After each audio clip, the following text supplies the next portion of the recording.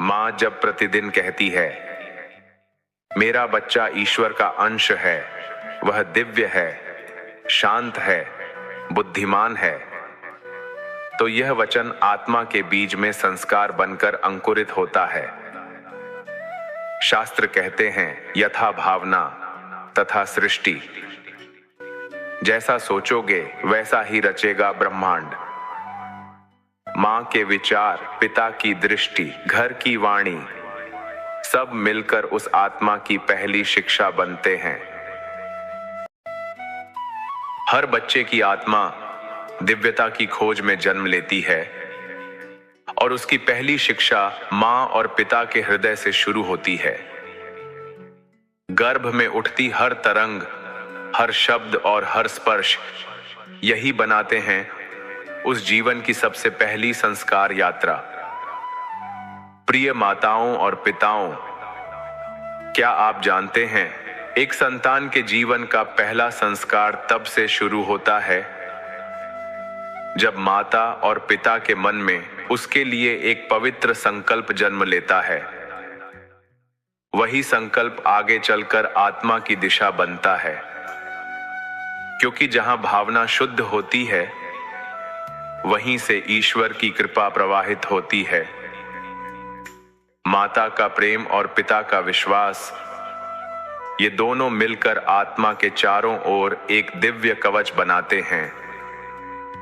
मां उसे प्रेम देती है और पिता उसे स्थिरता देता है। इन दोनों की एकता ही बच्चे की आत्मा की जड़ बनती है। आज के युग में अक्सर लोग सोचते हैं, संस्कार केवल शिक्षा से आते हैं, परंतु सच यह है, संस्कार मां के आचरण और पिता के उदाहरण से बनते हैं। जब मां श्रद्धा से बोलती है और पिता सत्य के मार्ग पर चलता है, तो बच्चे की आत्मा उसी सत्य को अपना धर्म बना लेती है। मां के आंचल की कोमलता और पिता के वचनों की दृढ़ता दोनों मिलकर उस आत्मा को संतुलित करते हैं। संस्कार किसी किताब में नहीं लिखे जाते, वे माता पिता के जीवन में झलकते हैं। मां के मन की शुद्धता से प्रेम का संस्कार जन्म लेता है और पिता की निष्ठा से कर्तव्य का। इन दोनों के मेल से आत्मा में दिव्यता का बीज अंकुरित होता है।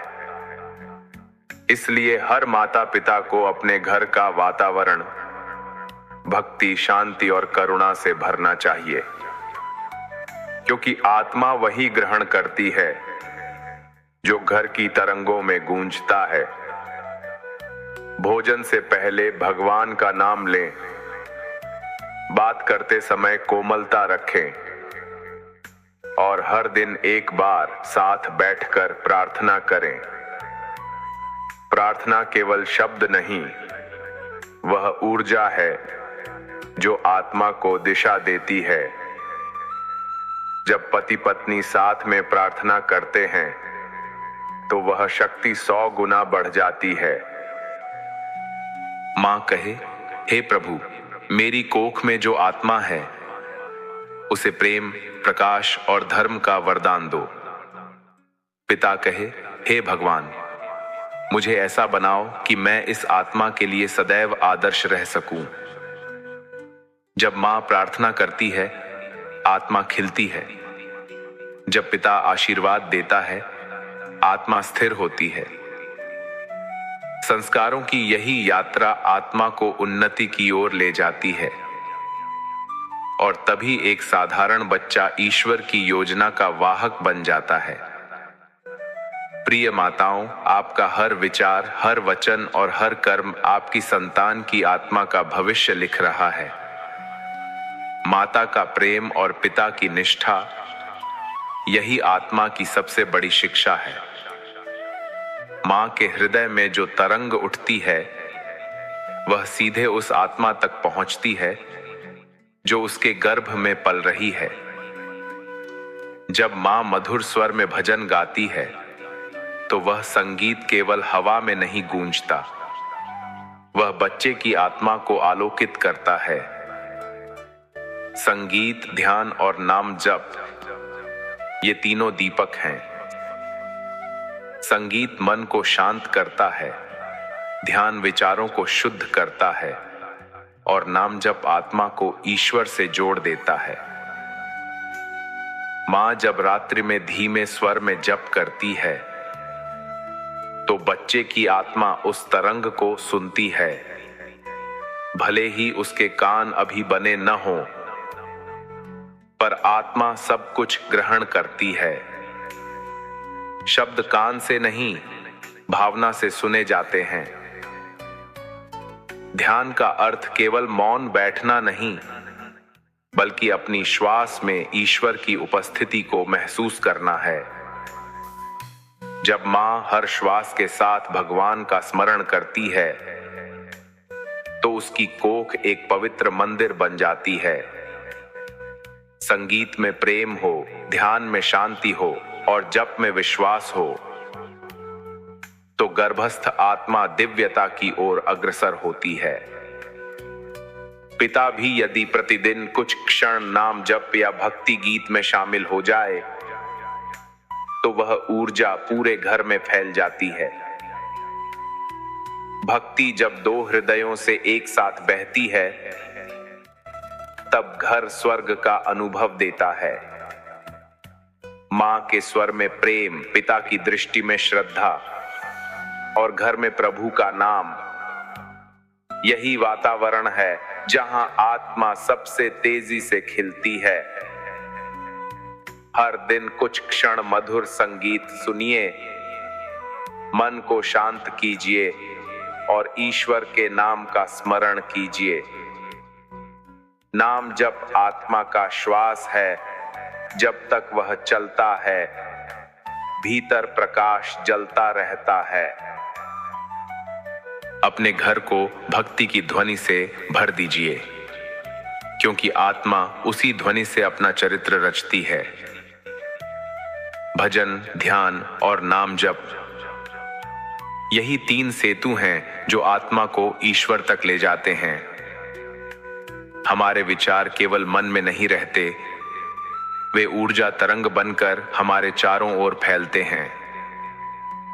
जब मां के विचार शुद्ध, शांत और सकारात्मक होते हैं तो गर्भ में पलने वाली आत्मा उन तरंगों को अनुभव करती है। वह केवल शरीर नहीं बनाती, वह मां के मन से आने वाली हर भावना को महसूस करती है। मां का मन गर्भ का वातावरण बन जाता है। अगर मां का मन भय, चिंता या क्रोध से भर जाए तो वह कंपन्न बच्चे के भीतर असुरक्षा और बेचैनी लाता है। पर जब मां का मन प्रेम, आस्था और शांति से भरा होता है तो वही तरंग आत्मा को प्रकाश और बल देती है।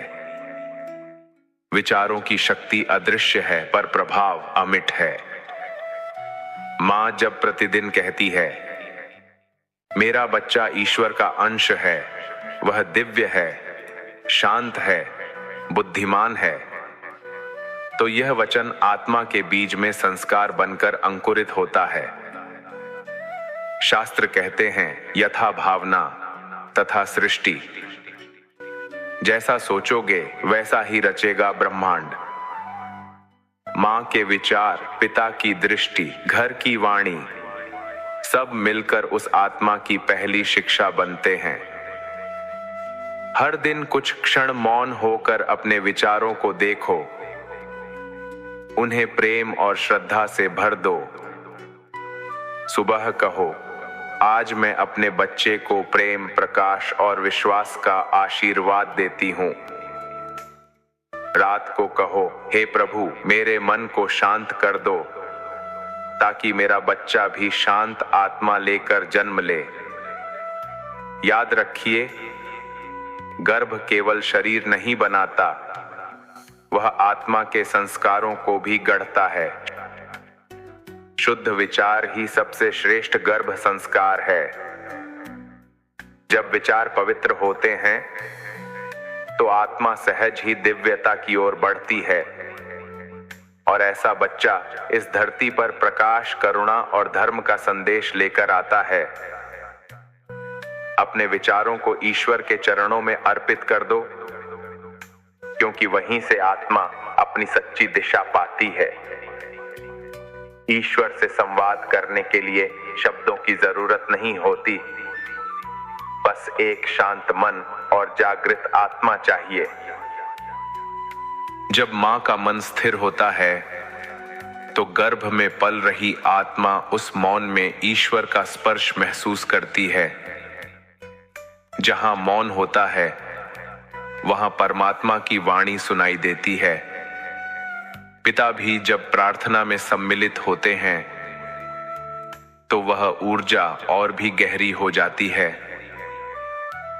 घर का वातावरण शांत, पवित्र और दैवी बन जाता है। ध्यान और मौन का यह अभ्यास केवल मां को ही नहीं, बल्कि पूरे परिवार को ईश्वर से जोड़ देता है। जब मां ध्यान में बैठती है तो गर्भस्थ आत्मा ईश्वर की गोद में विश्राम करती है। वह डरना छोड़ देती है और विश्वास के साथ जीवन की यात्रा आरंभ करती है। मौन में जो प्रेम है वही सबसे बड़ा संवाद है। ईश्वर से जुड़ने के लिए बस एक शांत हृदय चाहिए। है माताओं, अपने मौन को प्रार्थना बना दीजिए और अपने ध्यान को प्रेम की भाषा, क्योंकि वहीं से शुरू होती है आत्मा की दिव्यता की यात्रा।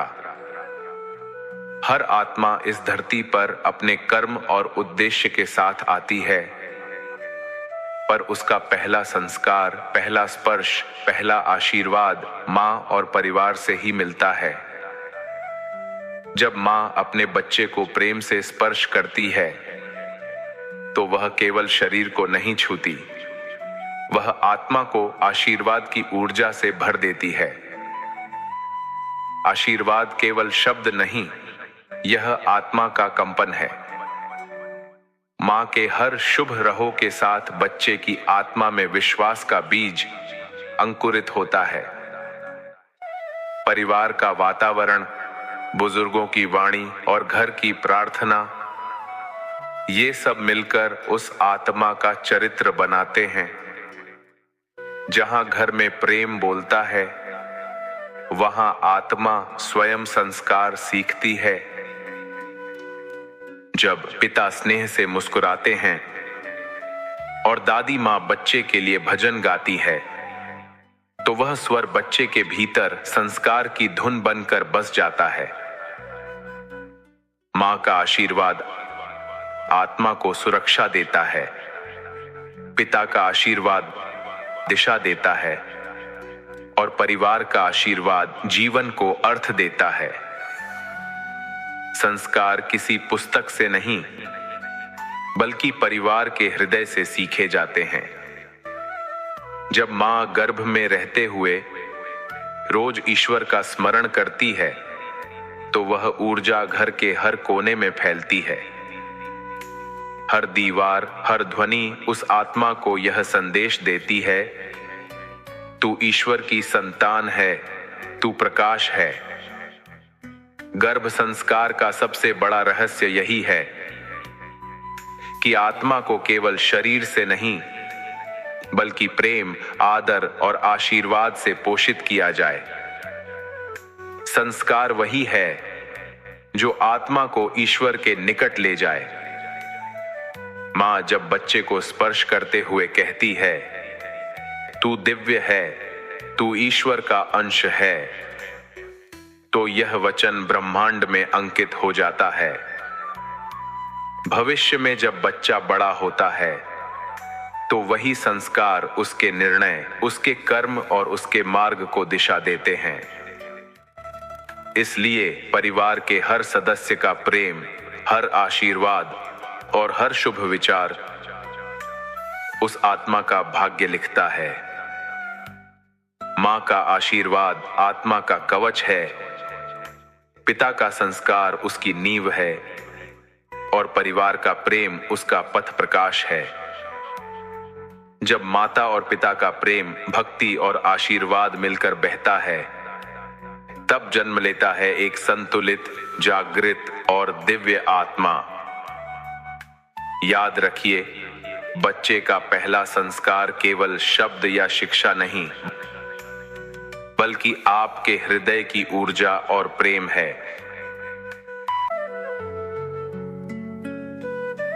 दोस्तों, अगर आपको ये शिक्षा अच्छी लगी और आपको लगता है कि इससे आपके जीवन में कुछ लाभ हुआ है, तो मैं बस इतना ही कहूंगा, हमारे चैनल को सब्सक्राइब जरूर कीजिए, ताकि आगे भी हम गीता के अमृत ज्ञान और जीवन को बदल देने वाली ऐसी ही प्रेरणादायक कथाएं आपके साथ बांटते रहें।